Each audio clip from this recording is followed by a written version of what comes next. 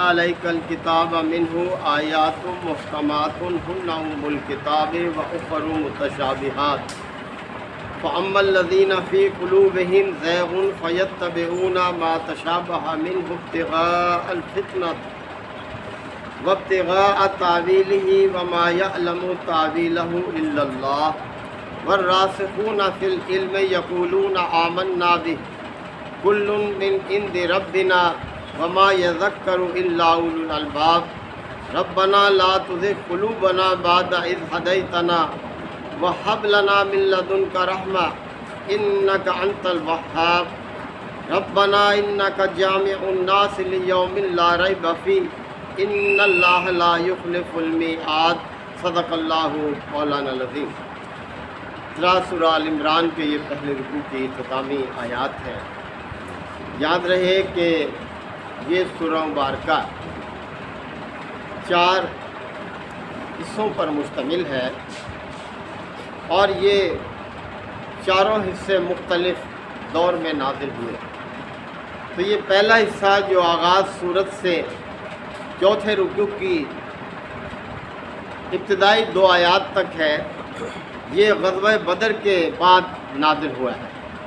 یہ وہ حالات تھے کہ جب کفار بدترین شکست سے دوچار ہو چکے تھے اور اب وہ چوکنا ہو گئے تھے کہ یہ ہمارے لیے بہت ذلت آمیز ہے کہ ایک مٹھی بھر جماعت نے ہمیں ہزیمت اٹھانے پر مجبور کیا، اور اس مارکے میں کفار کے بڑے بڑے سردار جو تھے وہ کلا کما کر دیے گئے تھے، یعنی وہ جہنم واصل ہوئے، جیسے عتبہ، شیبہ، ابو جہل، اسی قسم کے لوگ، اور وہ منہ دکھانے کے قابل نہیں تھے، اور اب اس طاق میں تھے کہ ہم اپنی شکست کا بدلہ لیں، اور اہل ایمان بھی اس حوالے سے فکر مند تھے۔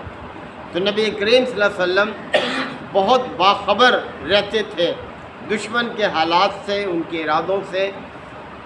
تو آپ صلی اللہ علیہ وسلم کو اس حوالے سے یہ آیات جو ہیں یہ دی جا رہی ہے اور واضح کیا جا رہا ہے کہ دیکھو یہ قرآن مجید ایک بنیادی چیز ہے، یہی راہ ہدایت ہے، یہی کامیابی کی ضمانت ہے۔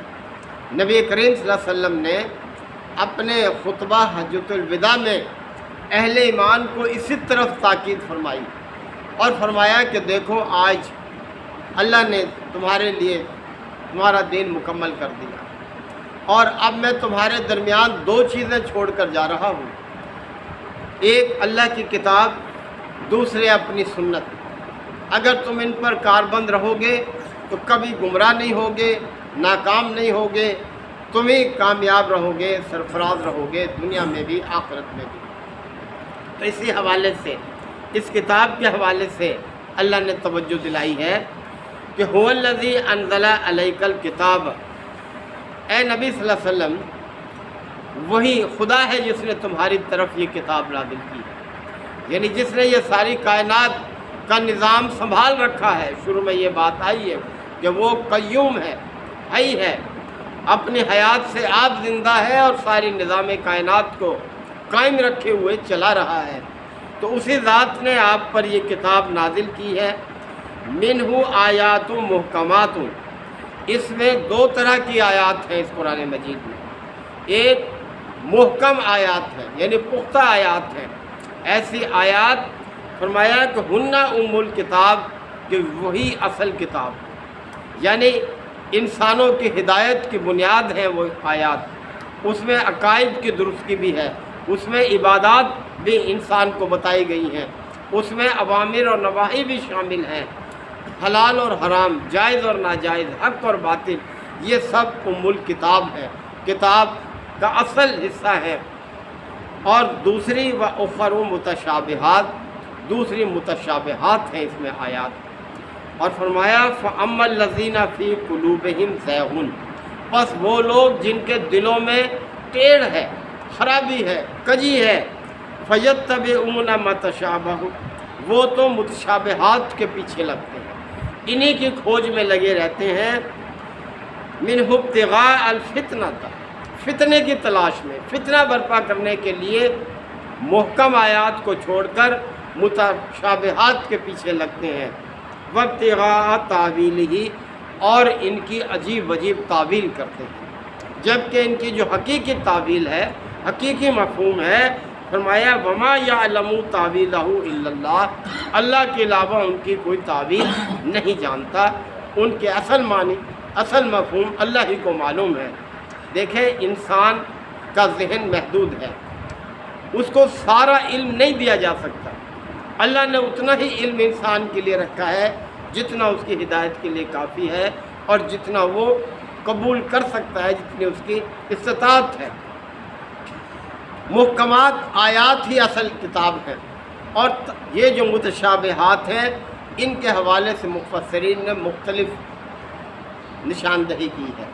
ایک تو یہ حروف مقطعات ہے، بعض صورتوں کے شروع میں، جیسے ابھی حافظ صاحب محترم سورہ مریم کی تلاوت کر رہے تھے، اور اس کے شروع میں آیا کہ کاف ہا یا عین صاد، یہ متشابہات بیان کیا ہے مفسرین نے کہ ان کے معنی مفہوم اللہ ہی بہتر جانتا ہے کیا ہے، البتہ ایمان لانا ان پر بھی لازم ہے، یہ اس لیے کہ یہ قرآن کا حصہ ہے، اسی لیے الف لام میم ہا میم یہ حروف مقطعات اللہ تعالیٰ نے استعمال کی، اور بعض نے ان آیات کو متشابہات قرار دیا ہے جو منسوخ ہو چکی، یعنی اللہ تعالیٰ نے بعض احکامات بتدریج نازل فرمائے ہیں، جیسے روزے سے متعلق شروع میں یہ تھا کہ روزہ جو رکھ سکے رکھ لے، جو نہیں رکھ سکتا وہ فدیہ دے دے، لیکن بعد میں اللہ تعالیٰ نے حکم نازل کر دیا کہ جو بھی ہے سب پر لازم ہے یہ، سوائے شرعی مجبوری کے۔ اسی طرح سے شراب ہے، جوا ہے، یہ سود ہے، یہ احکامات ہیں، تو ان آیات کو جو کہ منسوخ ہو چکی ان کو متشابہات قرار دیا ہے، اور اسی طرح سے دوسری بھی چیزیں ہیں۔ تو بہرحال محکم آیات ہی اصل ہدایت کی بنیاد ہے، انہی تک اپنے آپ کو محدود رکھنا چاہیے، اور جو متشابہات ہیں ان پر ایمان لانا لازمی ہے، لیکن ان کی کھوج میں نہیں لگنا چاہیے، ان کی تعویلیں نہیں کرنی چاہیے اپنی طرف سے، جس حد تک اللہ تعالیٰ نے بیان فرما دیا بس وہ کافی ہے۔ والراسخون فی العلم، اور جو علم میں پختہ ہیں، جو لوگ پختہ ہیں علم میں، یقولون، وہ تو یہی کہتے ہیں آمنا بہ، کہ ہم ان پر بھی ایمان لاتے ہیں، یعنی متشابہات پر بھی ایمان لاتے ہیں۔ کل من عند ربنا، سب ہمارے رب ہی کی طرف سے ہے، لہذا ہمارے لیے ایمان لانا لازم ہے۔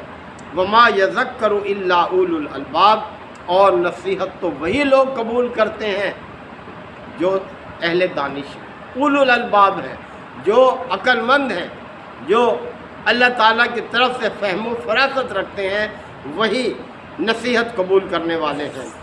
ربنا لا تزغ قلوبنا، اور جو علم میں پختہ ہیں وہ تو اپنے رب سے یہی فریاد کرتے رہتے ہیں کہ اے ہمارے رب، تو ہمارے دلوں کو ٹیڑھا نہ ہونے دینا، بعد اذ ہدیتنا، یعنی ہمیں ہدایت دینے کے بعد، یعنی ہماری حفاظت کرنا، تو نے ہمیں جو ہدایت بخشی ہے ہمیں اس ہدایت پر کاربند رہنے کی توفیق دینا، اور اس سے ہمیں ہٹنے نہ دینا۔ وَهَبْ لَنَا مِن لَّدُنْكَ رَحْمَةً، اور اے ہمارے پروردگار تو ہم پر اپنی رحمت کا فیضان کر، یعنی ہم تیری رحمت کے طلبگار ہیں۔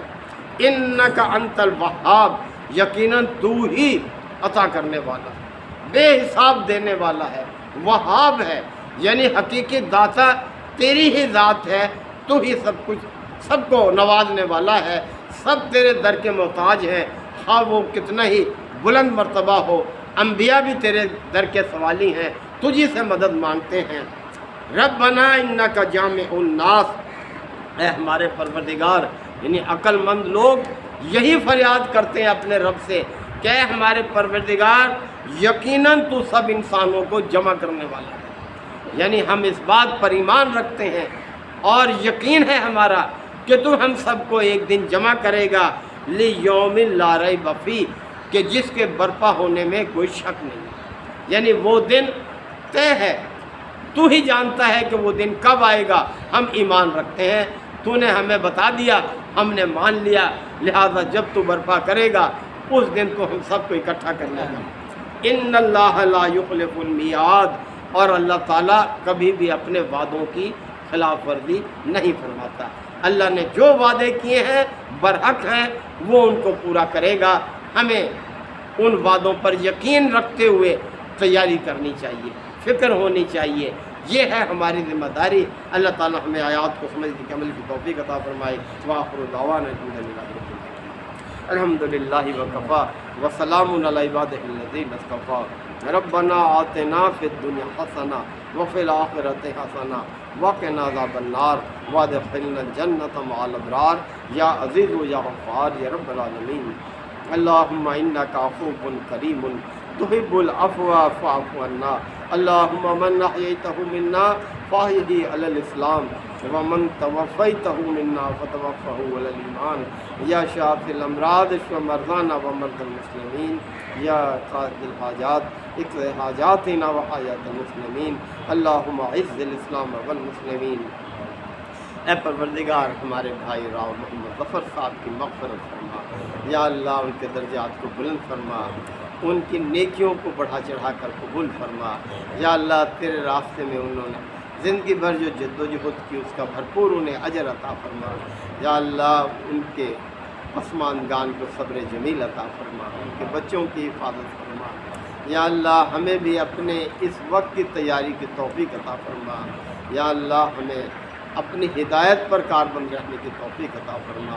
ہمارے جو بزرگ اس دنیا سے رخصت ہو گئے، یا اللہ ان سب کی بھی مغفرت فرما۔ ربنا تقبل منا انک انت السمیع العلیم وتب علینا انک انت التواب الرحیم۔ صلی اللہ تعالی علی خیر خلقہ محمد وآلہ وصحبہ اجمعین۔